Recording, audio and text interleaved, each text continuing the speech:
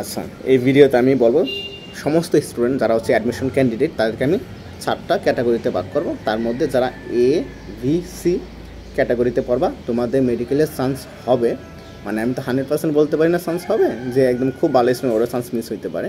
মানে মোটামুটি on average যেটা আমরা বলতে পারি চান্স পাওয়ার মালিক তো আল্লাহ, মানে আমরা হচ্ছে প্রবাবিলিটি যেটা বলতে পারি, মানে যারা চান্স পাওয়ার সম্ভাবনা আছে এ বি সি, আর যারা চান্স পাবে না তারা হচ্ছে ডি ক্যাটাগরিতে। সো তুমি মিলিয়ে নাও আসলে তুমি কোন ক্যাটাগরিতে আছো। ফার্স্টে হচ্ছে এ ক্যাটাগরি। এ ক্যাটাগরি মানে হচ্ছে যারা ধরো তোমাদের মোটামুটি সব কমপ্লিট, সিলেবাস কমপ্লিট হয়ে গেছে, এখন মোটামুটি যে কোনো জায়গা থেকে কোচিংয়ে যদি প্রশ্ন আসে তোমরা পারো, এবং কোচিংয়ের মধ্যে 90-এর উপরে মানে 90+ নাম্বার পাইতেছো। সো তোমরা হচ্ছে এক ক্যাটাগরিতে পড়তেছো। এখন তোমাদের করণীয় কি, লাস্টের 2 মাসে তোমাদের করণীয় একদম সিম্পল। যেহেতু ফার্স্ট মান্থ কোচিং খুব ফাস্ট আগাইতেছে, পেপার প্যানেল নিবে, সাবজেক্ট প্যানেল নিবে, মডেল টেস্ট নিবে, সো এটার সাথে কন্টিনিউ করতে পারো অ্যান্ড বেশি বেশি প্র্যাকটিস করতে পারো। যেহেতু তোমার মোটামুটি সিলেবাস কমপ্লিট হয়ে গেছে এবং তুমি যে কোনো জায়গা থেকে প্রশ্ন দিলে পারো, তুমি 90-95 করে প্রত্যেকদিন কোচিংয়ের মধ্যে পাইতেছো, সো তোমার এত বেশি নেওয়া লাগবে না, মানে বেশি বেশি রিভিশন দেওয়া লাগবে না। প্রথম এক মাস তোমার এত বেশি রিভিশন দেওয়া লাগবে না। তুমি হ্যাঁ হালকা পাতলা রিভিশন দাও, সুপারফিশিয়াল একটু চোখ বলো, আর বেশি বেশি প্র্যাকটিস করো। কেন? কারণ তুমি যত বেশি প্র্যাকটিস করবা তোমার ভুলের পরিমাণ তত বেশি হবে। আর ভুল যদি বেশি হয় তাহলে তুমি এই জিনিসগুলো শিখে ফেলতেছো, নেক্সট টাইম আর তোমার ভুল হবে না। এখন যদি তুমি প্র্যাকটিস কম করো তাহলে দেখবে কি তোমার এক্সাম হলে গিয়ে বেশি বেশি ভুল হবে। সো তুমি যদি এখন যদি এটাকে পোষায় নিতে পারো, ভুলটা যদি তুমি এখন করো তাহলে এক্সাম হলে তোমার ভুলের পরিমাণ কমে যাবে। সো এর জন্য দেখা যায় যে যারা বেশি বেশি প্র্যাকটিস করে এদের আসলে এরা নাম্বার বেশি পায় ফাইনাল এক্সামে, কারণ এদের তখন ভুল কম হয়। সো তোমরা এই কাজটা করবা। আর লাস্ট মান্থে তো একদম সবাই এ বি সি ক্যাটাগরি সবারই তোমার লাস্ট মান্থে বারবার রিভিশন দিতে হবে, এটার কোনো বিকল্প নেই। মিনিমাম লাস্ট মান্থে 3বার রিভিশন দিতে হবে। সো এই 1 মাস আমি যে ক্যাটাগরির কথা বলছি এ বি সি, এই 3টা ক্যাটাগরির চান্স হবে। এই 3 ক্যাটাগরির স্টুডেন্টদের প্রথম 1 মাস কাজ হবে ভিন্ন ভিন্ন, কিন্তু লাস্টের 1 মাস সেম হবে। তো এক ক্যাটাগরি যাদেরকে বলছে তোমরা মোটামুটি ধরে নিতে পারো তোমাদের 99% চান্স পাওয়ার প্রবাবিলিটি আছে। 1%-এর জন্য মিস হইতে পারে, যদি উপরওয়ালা যদি না চায়, আল্লাহ যদি না চায়, তাহলে তো চান্স হবে না। সো তোমাদের কাছকে বলে দিছি, তো এখন তোমরা চলে যাও পড়তে বসো। ওকে, চলে গেছো, তোমাদের আর ভিডিও দেখার দরকার নাই, তোমাদের এখানেই শেষ। এখন আসো বি ক্যাটাগরি। বি ক্যাটাগরি কারা? যাদের ধরো হচ্ছে সিলেবাস এখনও ধরো 30% বাকি আছে, 70% শেষ করছো, এখনও তোমাদের 30% সিলেবাস বাকি, হ্যাঁ পড়ো নাই অথবা কোনো দিন দেখো নাই এরকম টাইপের। সো তোমাদের সবার আগে কাজ হচ্ছে ওই 30% সিলেবাস কমপ্লিট করা। সো তুমি যে কাজটা করবা অ্যাজ সুন অ্যাজ পসিবল, যত তাড়াতাড়ি সম্ভব তুমি এই যে 30% সিলেবাস যেটা বাকি আছে এটা শেষ করে ফেলা। এটা শেষ করে তারপর হচ্ছে একবার রিভিশন দেওয়া, সবগুলো বই একবার রিভিশন দেওয়া। এই রিভিশন দিতে যদি 15 দিন সময় লাগে তাহলে 15 দিন সময় নিয়ে তোমার রিভিশন দিতে হবে। সো এখন তুমি 15 দিন সময় নিয়ে রিভিশন দিয়ে তারপর কাজ হবে কি, তারপরে কাজ হচ্ছে তোমার প্র্যাকটিস করা। চেষ্টা করবা প্রথম মাসের মধ্যেই, এই যে বললাম যে একবার রিভিশন দেওয়া, তারপর হচ্ছে প্র্যাকটিস করা, অনেক বেশি কিন্তু প্র্যাকটিস করতে হবে। এই কাজটা করে ফেলো। অনেক বেশি প্র্যাকটিস করা বলতে কি, তুমি তোমার হাতে যে ম্যাটেরিয়ালসগুলো আছে, যেসব কোশ্চেন আছে, তুমি চেষ্টা করবা তোমার 80% হচ্ছে প্রথম 1 মাসের মধ্যে সলভ করে ফেলা যাবে। কারণ লাস্টের মাসটা হচ্ছে তোমার রিভিশনের জন্য রাখতে হবে। অবশ্যই রিভিশনের পাশাপাশি কিছু প্র্যাকটিস করতে হবে, কিন্তু অনেক বেশি প্র্যাকটিস করতে পারবা না, বুঝছো? কারণ লাস্টের মান্থ হচ্ছে তুমি জাস্ট সুপারফিশিয়ালি বারবার রিভিশন দেওয়া, এগুলোর উপরে চোখ বলা বা ইনফরমেশনগুলোর উপরে, যাতে তোমার এক্সামের মধ্যে একদম চোখের সামনে এবং লাইন টু লাইন তোমার চোখের সামনে বেশি ওঠে। এর জন্য তোমার লাস্ট মান্থে শুধু বারবার রিভিশন দিতে হবে। তো যেটা বললাম, তোমার ঘাটতি যেটা আছে এটা পুষিয়ে নাও, একবার রিভিশন দাও, তারপর প্র্যাকটিস করো। আর লাস্টের মান্থে সবার জন্য সেমই। এটা হচ্ছে বি ক্যাটাগরি।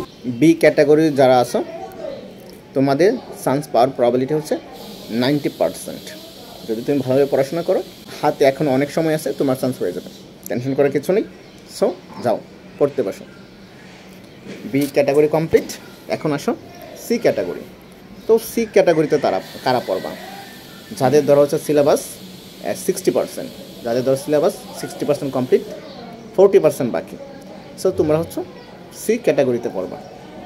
সো তোমাদের কাজ হচ্ছে এই যে বললাম যে হচ্ছে ঘাটতি যেগুলো আছে সেগুলো আগে পোষাইতে হবে, ঘাটতিগুলো পোষায় নিবা।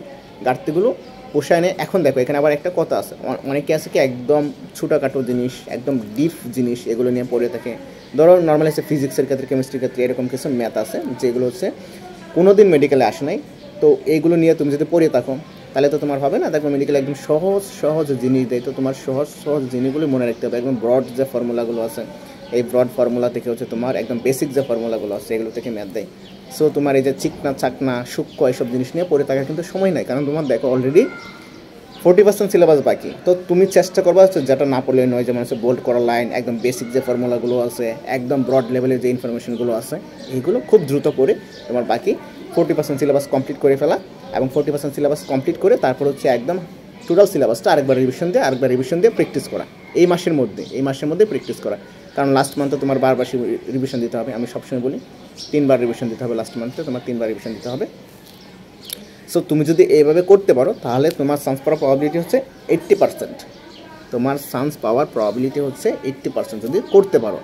ইভেন এ বলো, বি বলো, সি বলো, এই 3 ক্যাটাগরি থেকেই স্টুডেন্টরা কিন্তু ডিএমসিতে চান্স পায়। এরকম অনেক আছে, যদি এ ক্যাটাগরিতে একটু বেশি পাবে, বি ক্যাটাগরিতে আরেকটু কম পাবে, সি ক্যাটাগরিতে আরেকটু কম পাবে, কিন্তু পাবে।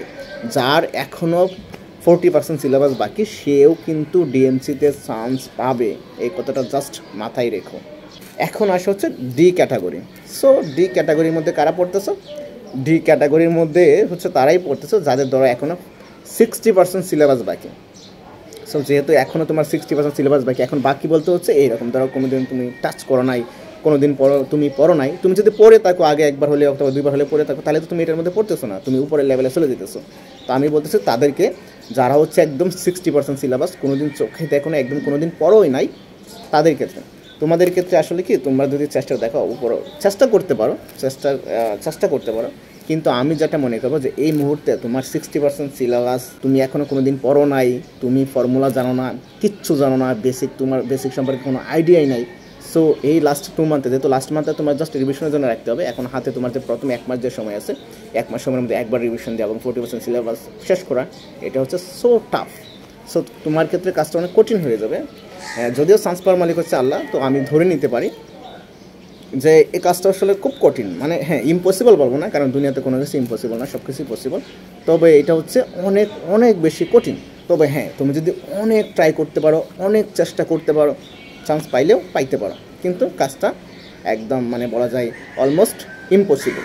তার মানে ডি ক্যাটাগরি থেকেও চান্স পাওয়া পসিবল, তবে এই কাজটা অনেক অনেক কঠিন। আরেকটা ক্যাটাগরির কথা বলি, সেটা হচ্ছে এফ ক্যাটাগরি।